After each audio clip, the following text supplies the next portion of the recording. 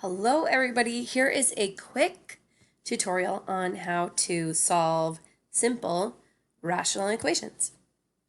So here's what that looks like.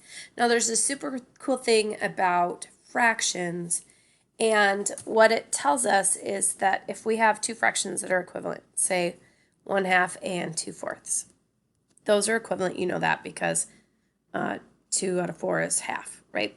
So there's this cool thing that says I have a cross product. This is the only time when you have the equal sign that this works. So I can do 2 times 2, that's 4. But then if I take the other side, 1 times 4, that is 4 as well, and those will equal. And this helps us solve problems all the time. So let's look at this one that's going to be like you have today. So I have 9 over x equals negative 3/5. First thing, let's take that negative and let's just pretend it only goes with the top. Now you can choose top, bottom, it doesn't matter, but there's only one negative sign. Okay, so now I can take these two numbers. So 9 times 5 is 45, yeah? And then I put an equal, and then I can say, okay, negative 3 times x is negative 3x.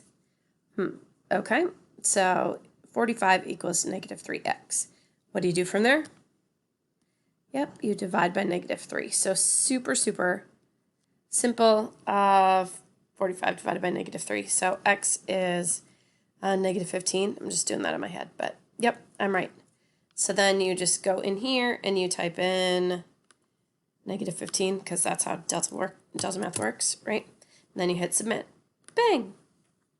Okay, but oh no, look at this one. It's not really going to be that much worse. You just have some distributive property. So I still am going to take this one. Okay, when I do that, that gives me 3 times x minus 5. 3 times x minus 5, don't forget to distribute. So 3x minus 15. Then I can go over to this side. 4 times x minus 7. So don't forget to distribute all the way through. So 4x minus 28. Okay, now this is a nice problem. Yeah, we haven't done these for a while, but still should be okay. I'm going to move all of my x's to one side. So I'm going to go minus 3x minus 3x. So that cancels, which was the point. Be really careful to drop down the whole. The negative 15 equals 1x minus 28. Now I'm going to undo the minus 28 by doing plus 28.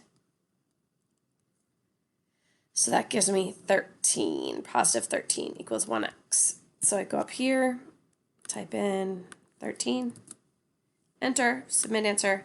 Whoop! Got it done. Hopefully that works well for you. Give me a holler if you need any more help.